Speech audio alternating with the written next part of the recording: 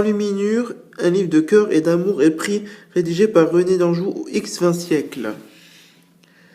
Bouleverse l'histoire de France. Bruno, le sort de la défunte et épouse de Sigapert Ier, roi d'Austrasie et demi-frère de Chilpéric, réclame vengeance. La guerre qui s'ensuit est qualifiée de faible royale et dure plus de 40 ans. Et le temps ne fait rien à l'affaire. Au X1 siècle, la culture de l'amour courtois, 100% platonique, investit les cours européennes. Les troubadours se moquent de l'attitude grotesque de jaloux ou des amoureux transis dans Flamenca, roman de la fin du X21 siècle. Le mari Archambault assiste ainsi à sa propre déchéance. Hélas, pauvre malheureux, soupçonneux et renfrogené, te voir.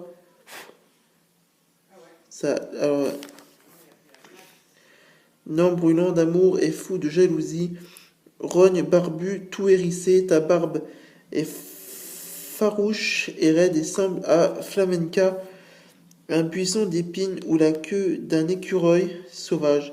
Il faut protéger la société de ce délabrement de l'âme. Les coupables, les femmes, évidemment, à partir du X20 siècle, celles qui sont sous l'emprise de la passion sont accusées d'être des possédées et brûlent sur les bûchers de l'Inquisition. La Montespan déclenche un scandale d'État. À partir de la Renaissance, la méfiance envers le patient diminue. Les amoureux ne sont plus des hérétiques, ce sont juste des gens malades. C'est ce que nous disent médecins et moralistes. À la méditation de l'aimer, certains amants pâlissent et trésaillent. Ils s'arrêtent de parler, leur péricarde ne refroidit et leur sang se fige, explique un manuel médical. Le philosophe Jean-Louis Vivet recherchit, ce sont de vraies perturbations. Pour mieux t'aimer, j'ai pris garde à ne pas aimer plus que toi mon bonheur et mon amour de toi. François Mitterrand à sa maîtresse Anne Pageot en 1964. Mirabeau, Sophie de Ruffet, les fugitifs adultères. Le 24 août 1776, le comte Mirabeau, détenu pour dette impayée au fort de Joux, près de Pontarlier, s'évade direction le manoir de Salins pour enlever sa maîtresse de 22 ans, Sophie de Moumier, au nez à la barbe de son vieux mari de 70 ans. La chasse à l'homme est lancée. Mais les amoureux n'en curent. Ils n'aiment à la folie et atteignent bientôt la frontière suisse, puis Amsterdam.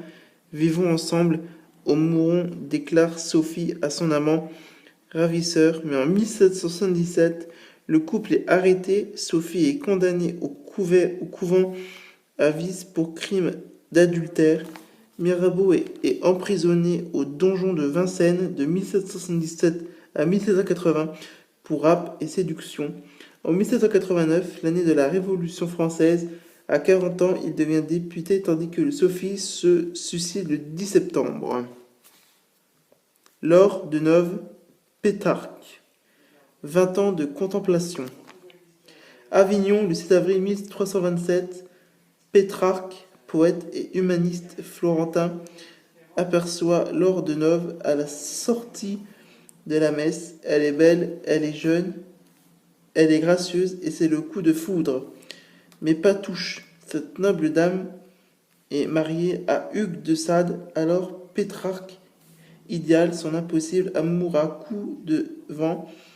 Béni soit le jour et le mois et l'année, la saison et le temps, l'heure et l'instant, et le beau pays, le lieu où fut atteint par deux beaux yeux qui n'ont tout enchaîné, écrit le poète amoureux en 1348. Lors succomba à la peste, Pétrarque compile alors ses poèmes pour composer son chef-d'œuvre, le Casonnier. 318 sommets et 88 chansons dédié à celle qui aurait à peine approché. Ensuite, Jean Cocteau, Jean Marais, Béguin Salvateur. En 1937, Jean Cocteau, âgé de 48 ans et au plus mal, il fume de l'opium à longueur de journée et encaisse les sarcasmes de ses sex-amis surréalistes qui le surnomment balai à crotte.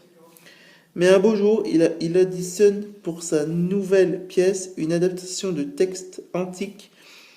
Égypte, roi et la miracle devant lui, apparaît un jeune homme, blond au profil grec et à la mâchoire virile qui éblouit de sa beauté. Son nom, Jean Marais, un acteur de 23 ans dont les femmes sont folles. Aussitôt, Cocteau lui déclare sa flamme et le bel éphèbe le reçoit 5 sur 5. Mon Jeannot, c'est Noël, le plus merveilleux Noël de toute ma vie. Dans mes souliers, il y a un cœur, ton âme, la joie de vivre et le travail ensemble, écrit l'auteur. Cette passion amoureuse entre Jean qui croque et Jean qui sourit durera toute la vie. D'abord charnel, l'idylle se transformera peu à peu en amour platonique, les jeunes amants ayant besoin d'expériences nouvelles, mais bien que blessé par cette séparation des corps, Jean Cocteau finira par l'accepter par amour pour son Jeannot. Mon Jeannot adore, je suis arrivé à t'aimer si fort plus que tout au monde que je me suis donné l'ordre de ne t'aimer que comme un papa et je voudrais que tu saches que ce n'est pas parce que je t'aime moins mais davantage, lui cria-t-il. Plus tard, toujours paternel, Cocteau confiera au sujet de son cher amant: je ne l'ai pas connu, je l'ai reconnu. Gabriel Russier, son jeune élève. Scandale en mode mineur. C'est l'une des faits divers les plus retentissants des années 1960. Le 1er septembre 1969, veille de rentrée scolaire, Gabriel Russier, professeur de lettres à Marseille, s'asphyxie au gaz. Son tort, avoir laissé libre cours à sa folle passion pour un élève de seconde. Elle a été condamnée à 12 mois de prison avec sursis pour détournement de mineurs. Face à l'incompréhension du monde, elle se suicide. Le 4 septembre, sous le titre « Trop tard », Le Figaro lire une édition indignée dans lequel le journaliste Jean-Marie Rouard affirme « On aura condamné l'amour ». Les recettes de l'amour, la véritable pomme d'amour. Vous irez un vendredi matin, jour de Vénus, avant soleil levé, dans un verger fruitier et cueillir sur un arbre la plus belle pomme que vous pourrez, puis vous écrire avec votre sang sur un petit morceau de papier blanc votre nom et surnom et le nom et surnom de la personne dont vous êtes aimé, et vous tâcherez d'avoir 3 de ses cheveux que vous joindrez avec 3 des vôtres qui vous serviront à lire le petit billet, petit album 1968. Un baume de longévité. Vous prendrez donc à ce sujet la moelle que vous trouverez dans le pied gauche d'un loup, vous en ferez une espèce de pommade avec de l'ambre gris et de la poudre de Chypre. Vous porterez sur vous cette pommade et vous le ferez flairer de temps en temps à la femme qui vous aimera de plus en plus. Les secrets admirables de Grand Albert 1651.